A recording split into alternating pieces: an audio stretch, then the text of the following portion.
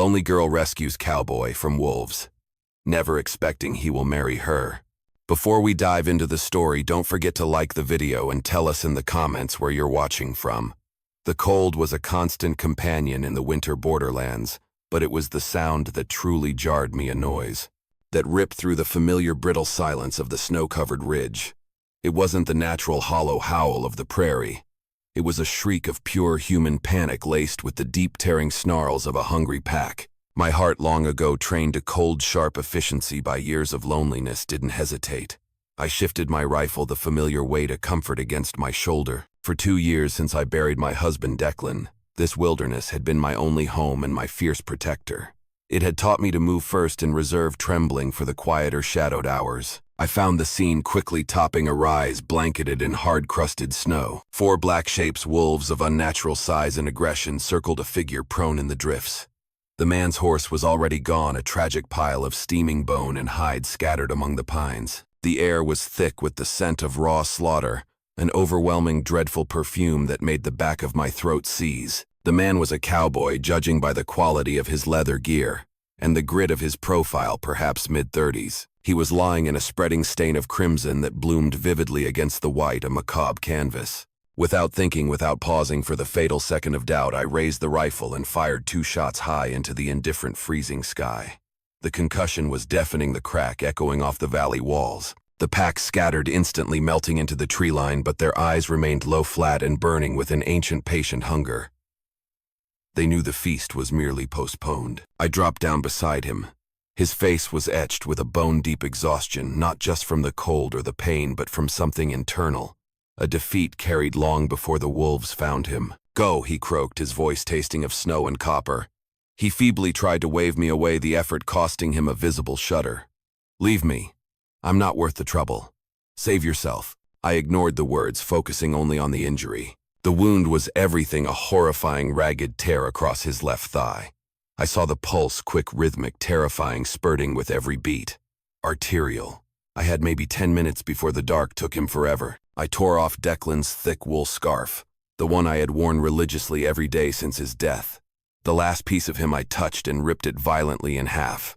"Stay with me," I commanded, my voice sharp with adrenaline. "You talk back if you can, you keep your eyes on my face." I made a tourniquet, shoving a broken branch beneath the knot and twisting until the rope of wool felt like a wire binding his flesh.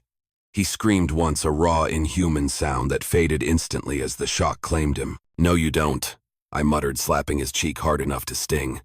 I had no patience for surrender. "You're not done yet, cowboy.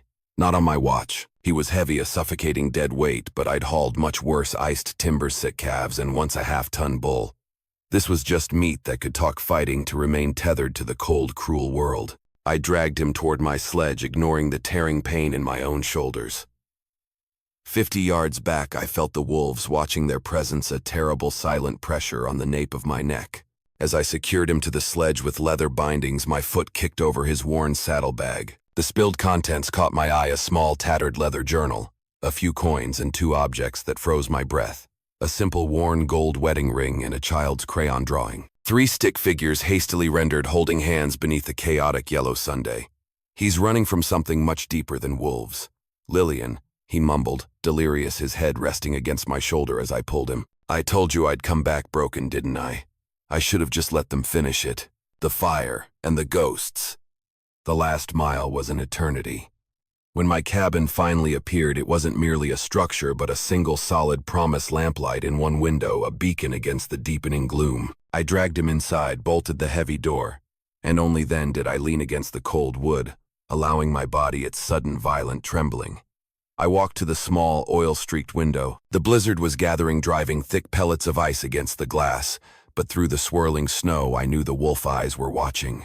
They knew where their intended meal had gone, and they were patient. And I, Alara Brennan, had just dragged a complete stranger into the sanctuary I had built out of grief, sweat, and hard work.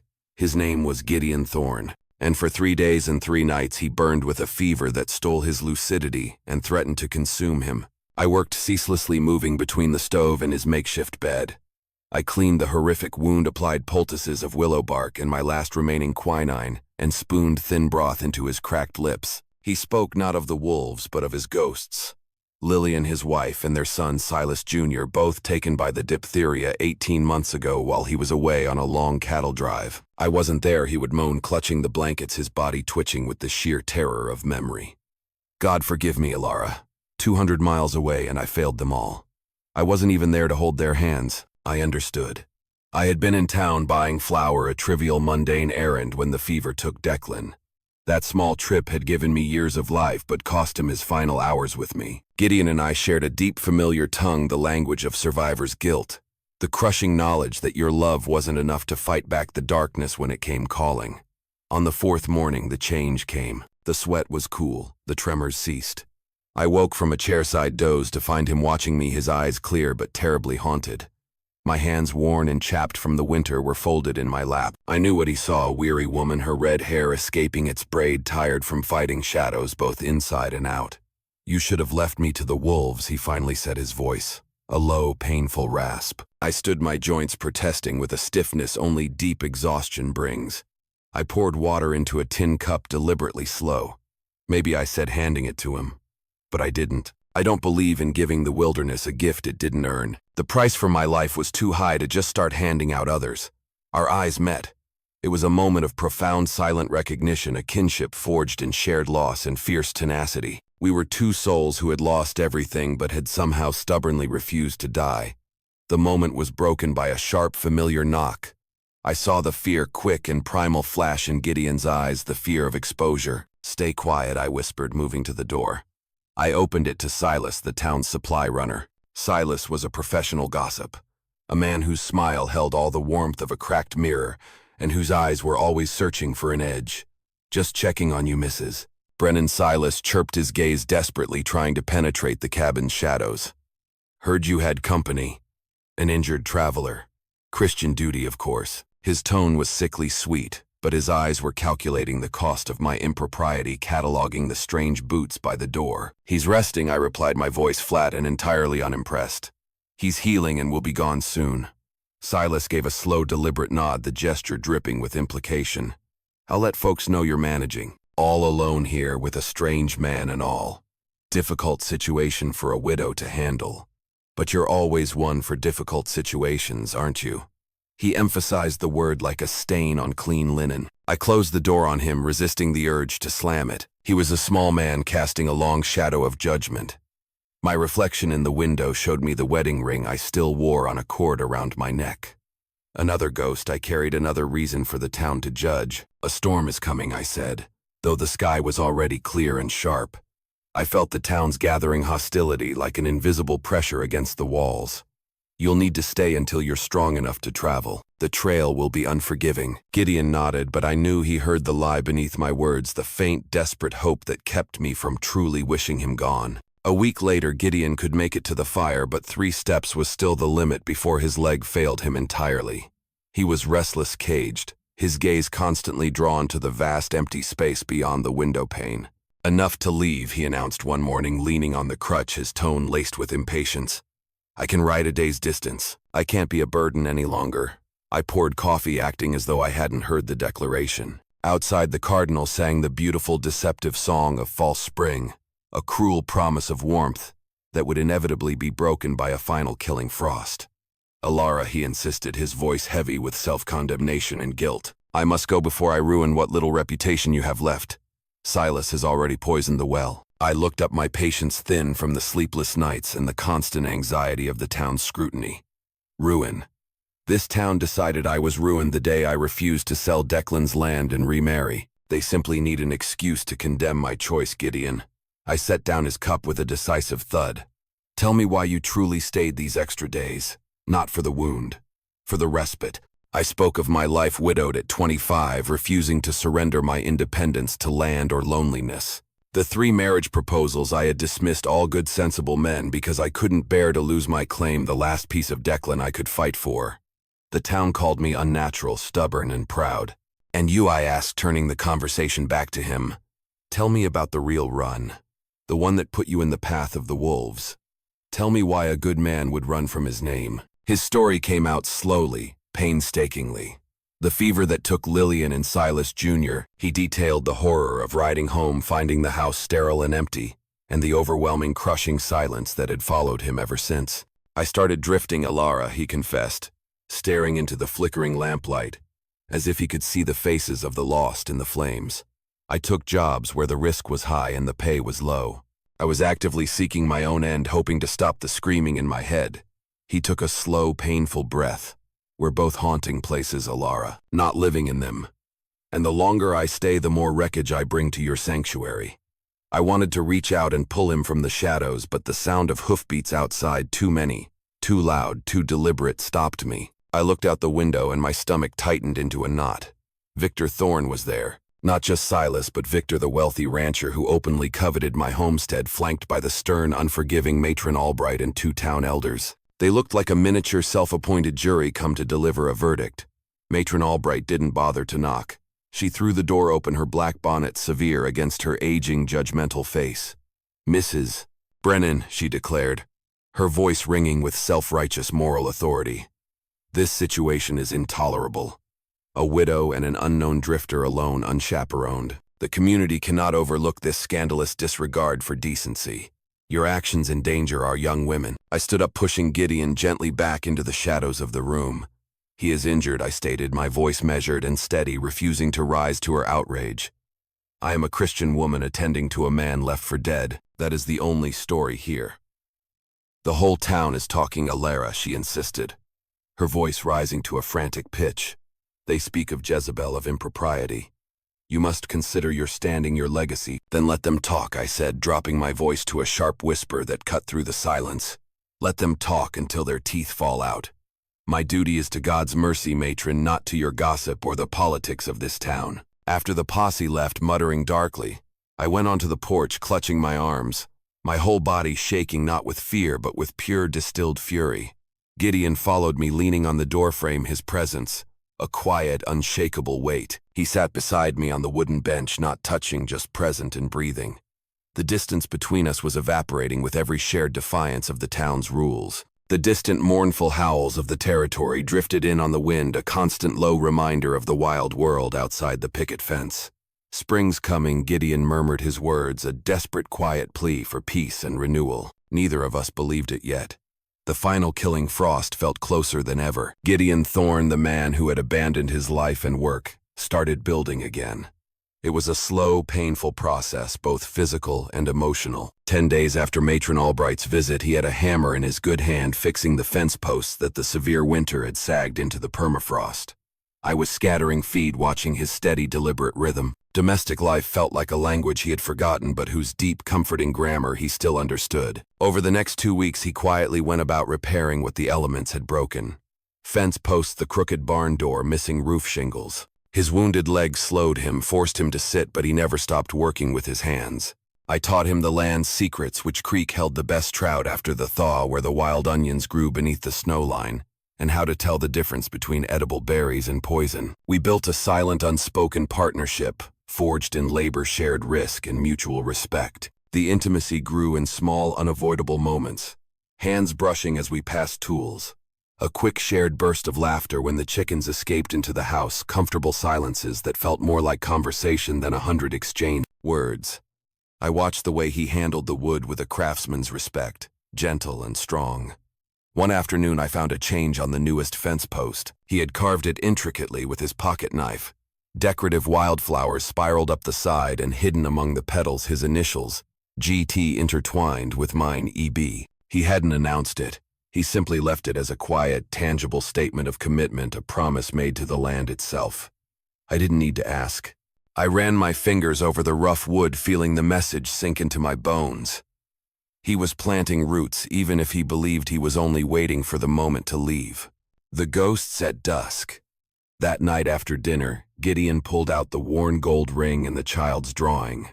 He sat on the hearth, polishing the dull metal with a scrap of flannel. Lillian loved roses, he said. His voice barely a whisper, a distant, fragile thing. She kept a small bloom pressed into her prayer book. Smelled of sun-dried lavender and rain. I nodded, watching the firelight play over his tormented features. Declan always smelled like pipe smoke and damp wool. I offered my own voice tight. He used to sing off-key while he shaved. Every morning. I missed the sound more than anything. The silence is the worst part, Gideon agreed, looking up at me, his eyes full of the anguish of shared knowledge. The silence where the small, ordinary things used to be. You learn to live with the big holes. It's the absence of the small noises, the child's shoes dropping the shaving song that kills you by inches. I sat beside him, the cold draft of the night finding the small space between us. We're living in a museum of dead voices, Gideon. But we're still here. And we're still talking. He put the ring away and took my hands, tracing the lines and calluses. You are the most fiercely alive woman I have ever known, Alara. Every breath you take is a defiance of the grave. Sunday came, bringing with it the pain of our separation and the judgment of the town. I rode to church alone, defiant Gideon watching me until I passed out of sight. I returned early, my jaw tight, my eyes burning with fury and humiliation. They turned their backs during the hymns. I choked out, throwing my saddle blanket down with unnecessary force. The preacher's sermon was about Jezebel, her defiance, and her disregard for godly law. It was an hour of thinly veiled condemnation of this house and our arrangement. I walked out, I whispered, fighting tears of pure, furious shame. The shame they wanted to pour on me, I threw it back in their faces. Gideon had tried to cook dinner, a small necessary failure. The biscuits were burnt black, the stew oversalted. We sat across from each other in the firelight, and the absurdity of our combined misery broke the tension. We laughed, a deep, genuine sound that felt like the first pure joy either of us had felt in 2 long years. The town thinks I'm Jezebel, I said, my smile fading into a sad realization. Gideon reached across the table, his fingers finally settling over mine. The town Alara has never seen courage on a woman before. They don't know the difference between a scarlet woman and a steel woman, and steel makes them nervous. The firelight caught the red in my hair. He leaned forward, and the distance between us collapsed entirely. Our lips were almost touching, 2 broken pieces finally seeking a fit. A howl split the night. This time it was close. Too close. The sound of memory and unrelenting hunger, a wolf that had tasted blood and refused to forget. Gideon instantly recoiled, grabbing his rifle. He moved to the window, his eyes narrowed. Fresh tracks, he said, his voice low and guttural. Circling the cabin. Closer than before. They're back, Alara. And they remember the scent. I loaded my own rifle. We stood backs to the wall, shoulders touching, 2 separate people now, a single unified line of defense. We watched together until the first gray smudge of dawn, neither of us sleeping. The pressure began subtly, like a slow tightening of the screws. Victor Thorne, finding his initial moral attack ineffective, resorted to economic warfare. 3 days after the church incident, my feed delivery, essential oats for the mare and chickens, was mysteriously delayed. I rode into town only to be met with vague apologies from the merchant. A friend of Victor's. Just a bookkeeping error. Alara, the man, stammered, avoiding my gaze. Your balance. It was just a little off. Can't release stock until it's settled. I paid cash, double the amount, and rode home seething. Victor wasn't just after my land. He was after my daily exhaustion, trying to grind me down with petty cruelty. The very next week, Victor Thorne rode up alone. He didn't bother to knock. He simply opened the door and entered my kitchen, setting his expensive beaver hat on my small table as if he owned the furniture. He was 50 plump, and accustomed to using money as a weapon, a man who believed every transaction could be reduced to terms of ownership. A widow needs security, Alara, he announced, ignoring Gideon, who stood silently in the doorway, his presence formidable. Marry me. Restore your reputation. I will pay off your homestead debt and guarantee your standing. This situation ends today. Gideon's jaw clenched. Victor was not subtle. He was a blunt instrument of the town's will. I walked to the table and picked up his hat, holding it loosely. I am not a problem needing your solution, Victor, and my reputation is mine to keep or lose. His mask of beneficence slipped, revealing the raw contempt underneath. You're making a fool of yourself over a drifter, Alara. A man whose past is as murky as his prospects. He's a coward who ran from a crime. People are talking. Your late husband would be ashamed of this indiscretion. He worked too hard for you to throw it away on a moment of lust. I threw his hat at him. Get out. Now. Victor didn't flinch. He walked slowly toward Gideon, his eyes calculating, measuring the risk. You know what's going to happen, Thorne. The minute you leave, she'll be ruined. The minute you stay, she'll be ruined. Either way, I get the land, and she gets the shame. You're too late to save her, just like you were too late to save your own family. He turned back to me, his voice a low, vicious threat that burrowed into my deepest fears. You want to know how I know he's running? Because he's running from the same thing you are, Alara. The memory of a dead wife and son. He failed her. You failed, Declan. That kind of crushing guilt always draws the vultures and the wolves. I slapped him. Hard. The sound cracked through the small room like a pistol shot. The shock was palpable, his mine and Gideon's. Get out, I shouted, pointing to the door. You never speak my husband's name or my shame again. Victor merely rubbed his cheek, a slow, cold smile spreading across his face. Think carefully. I can make this profitable for you. But if you refuse, I will ruin him, and I will ruin you slowly and legally. I have the resources, Alara. You have only pride. He stalked out, his expensive leather boots thudding on the porch, a victorious sound. After the heavy silence returned, Gideon paced the small space like a caged animal, his hand constantly rubbing his still tender thigh. He'll do it, Alara. Men like him don't take no. He'll invent dirt. He'll make your life a misery until you give in. Then let him try, I replied, grabbing a scrub brush and attacking the floor with a violence I couldn't direct at Victor. I faced this town alone before you arrived. I won't lose this land to his petty spite. That evening, the tension between us broke the last of our defenses. Gideon stopped pacing and stood before me, his eyes full of anguish and terrible, desperate love. I'm falling in love with you, Alara, he said, the words heavy and honest, torn from a guarded place. But I'm wrecked inside. I have nothing to offer you but a name that will draw all the wolves in the territory and a past that is tainted. I don't need Howl, I said quietly, stepping close. My fingers rested lightly on the rough wool of his shirt. I need honest Gideon, and I need a hand to hold when the ghosts get loud and the threats get real. I'm tired of fighting alone. He kissed me then, desperately pulling me against his strong body. It was a kiss that contained 2 years of loneliness. 2 separate, painful lives finally acknowledging a shared, fragile future. When we broke apart, I reached up and pulled Declan's wedding ring, which had hung around my neck for so long, over my head. I walked to the mantel and placed it beside the child's drawing Gideon had salvaged. I'm done haunting, I whispered, the relief so immense it made my shoulders shake. I'm done living as a monument to what I lost. Now I start living for what we can build. The next morning the peace was shattered again, not by Victor, but by the relentless sound of hoofbeats and jangling spurs. The sound of official justice arriving at my door. Sheriff Boone rode up, his deputy Toby beside him. Sheriff Boone was an honest man, but his duty was law, not justice. He unrolled a wanted poster, the paper crisp, and Starkett's crude drawing, a chilling likeness of Gideon. Gideon Thorne, the sheriff, read, his voice heavy with regret. Murder, Wyoming territory, $500 reward. Victor wired me the information yesterday, citing a reward that was never officially lifted. My breath seized in my throat. The past had finally arrived, not on a wolf, but on a lawman's horse. That's me, Sheriff Gideon, said, stepping out into the cold morning air, his hands empty, and open, a picture of weary resignation. But that's not the whole truth, and Victor knows it. The sheriff's face was grim. You'll need to come to town, son.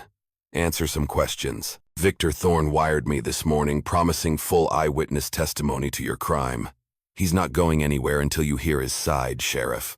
I interjected, stepping protectively in front of Gideon, but I saw the doubt flicker in the sheriff's eyes, a seed of fear planted by Victor's whispers and the lure of reward money. I pulled them inside, forcing the sheriff to take notes on my kitchen table, making Gideon's confession feel as official as a court record. Gideon told the story, his voice steady but layered with pain. He described the ranch foreman beating a 10-year-old boy half to death, a child who had stolen a piece of bread. I intervened, Gideon said. The foreman pulled a gun. I shot first. Shoulder wound, Sheriff. Not fatal. The boy lived. I saw him walk away with his mother. The boy lived, Sheriff Boone asked, jotting the detail down, his pencil scratching against the paper. Yes.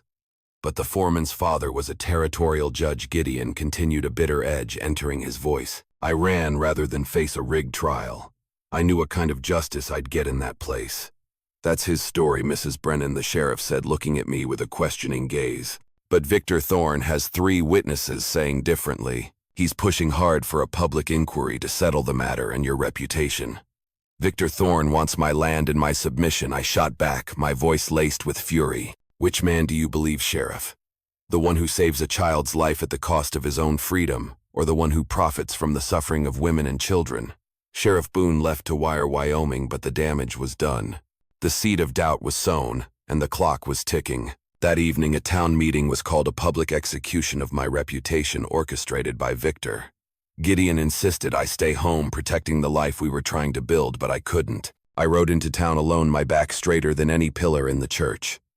I stood before the congregation in the poorly lit church hall, the air thick with judgment, and the smell of stale wood smoke and sweat. Accusations were shouted, a chorus of moral outrage, harboring a criminal, defying Christian decency, shaming the community. The preacher, visibly manipulated and sweating under the pressure, demanded I renounce Gideon and publicly apologize or face excommunication, a profound, devastating social death in this small community.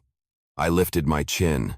I looked at Matron Albright, at Silas, at Victor Thorne's smug, triumphant face. If protecting a child from violence is a crime, I said, my voice steady, ringing clearly in the silent hall, then I will proudly stand with criminals, and I will not renounce the man who would sacrifice himself for decency. My conscience is clear, unlike yours. I turned my back on their jeers and walked out into the cold, utterly resolute, leaving the darkness to them. When I reached the cabin, I found it empty. The lantern was lit, the fire was banking low, but the warmth was gone. There was a note on the table, weighed down by the rough, heavy bullet mold he used.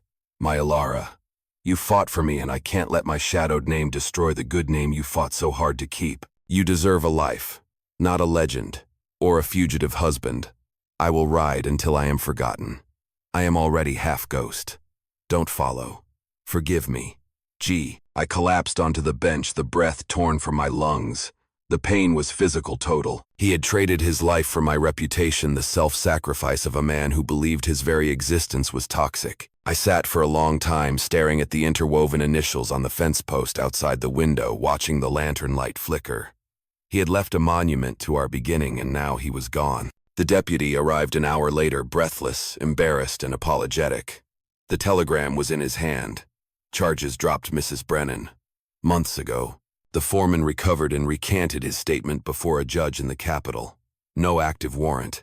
The justice system had been slow, but it had finally turned. But Gideon was already far gone, riding toward the dark. I saddled my mare, loaded my rifle, and rode out into the wilderness. I wasn't losing him. Not to pride, not to fear, and certainly not to his misguided sense of noble sacrifice. I tracked Gideon for a day and a half, following his mare's prints through the melting snow. He was heading back toward the place of the original violence, the site where I had first found him, a place of personal death and rebirth. I found him at dusk. He was sitting beneath the massive pine where his horse had died, the bloodstain still visible. A dark, terrible flower in the snow. He looked defeated, staring at the ground, a man waiting for the inevitable end he believed he deserved. I didn't speak. I simply dismounted, tied my mare, and sat beside him, handing him my canteen.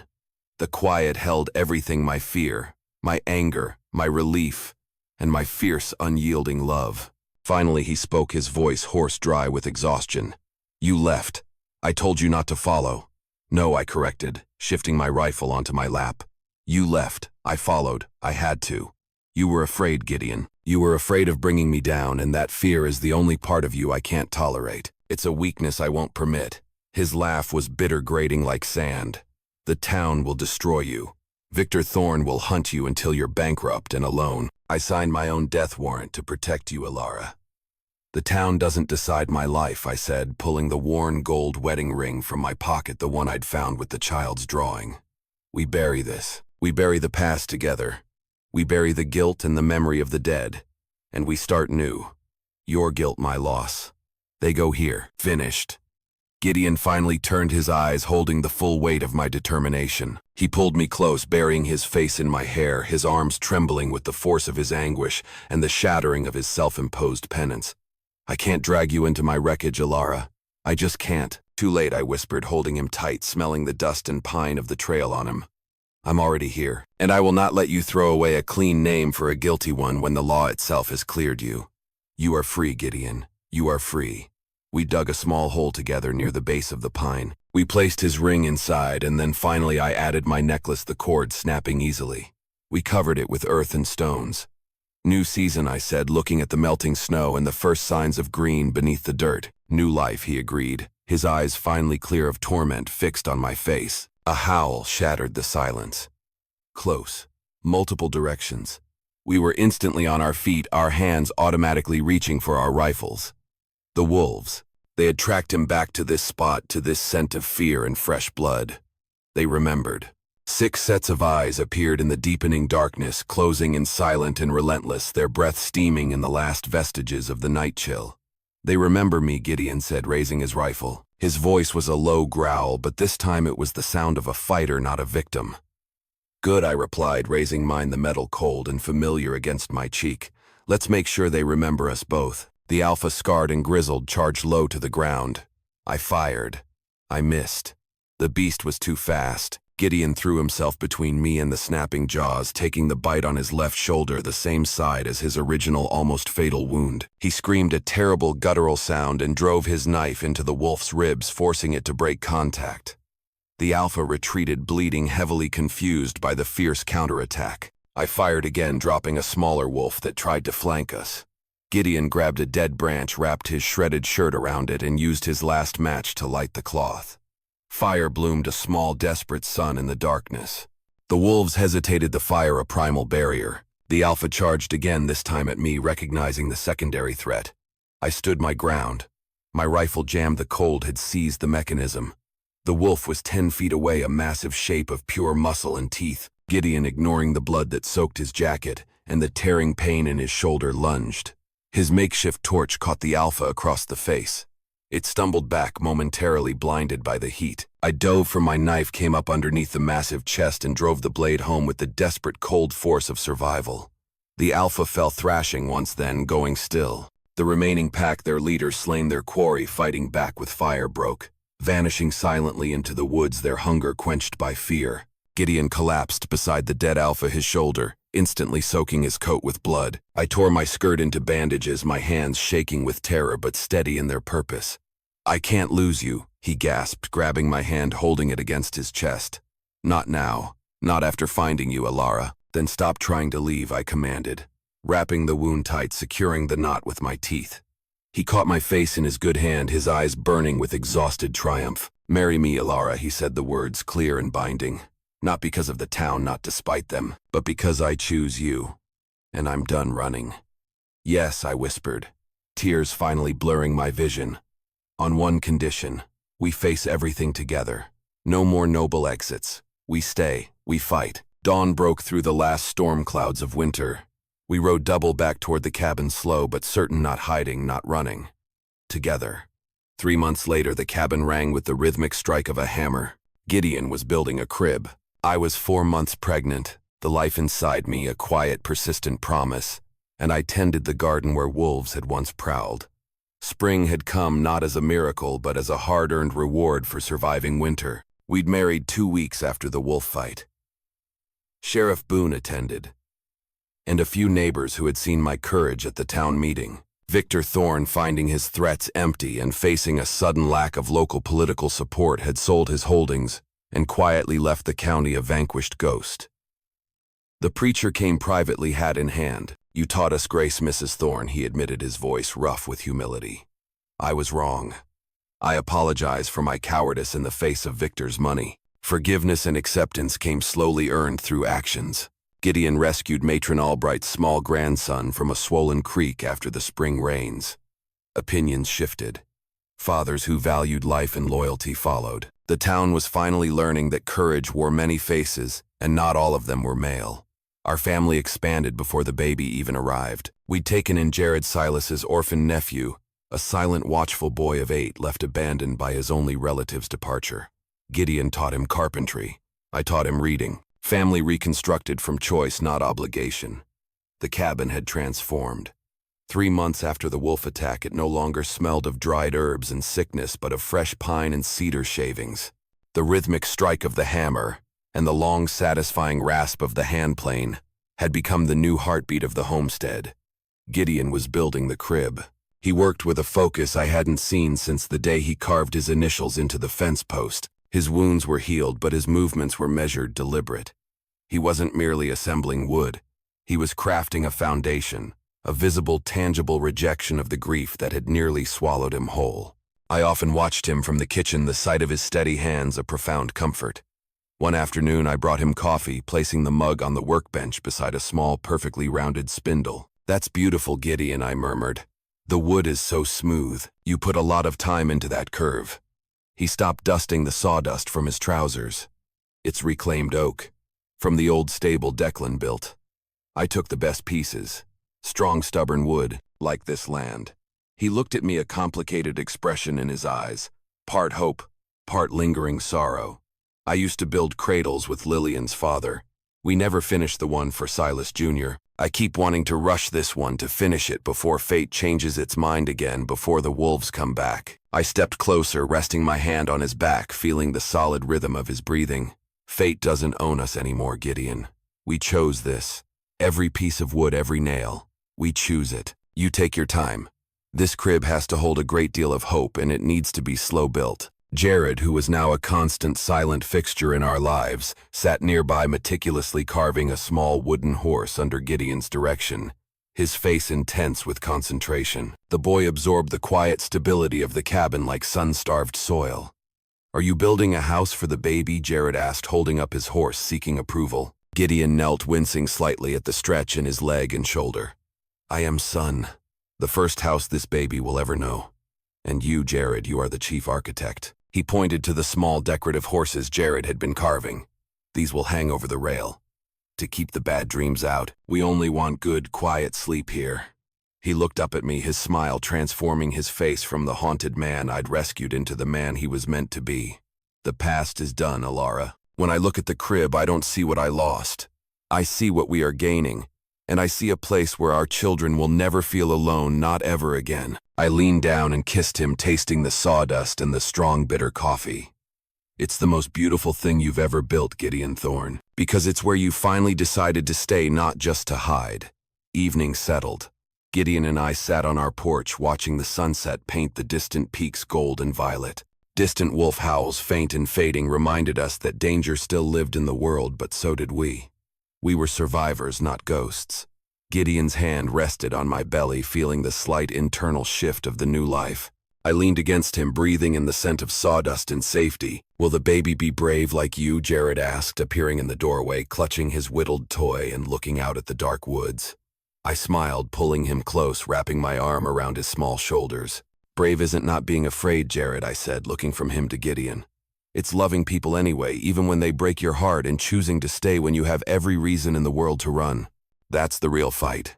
In the garden, wild flowers bloomed where we'd buried the rings. Gideon had carved a small wooden marker, weathered now by the spring rain. "Winter 1887, where love began.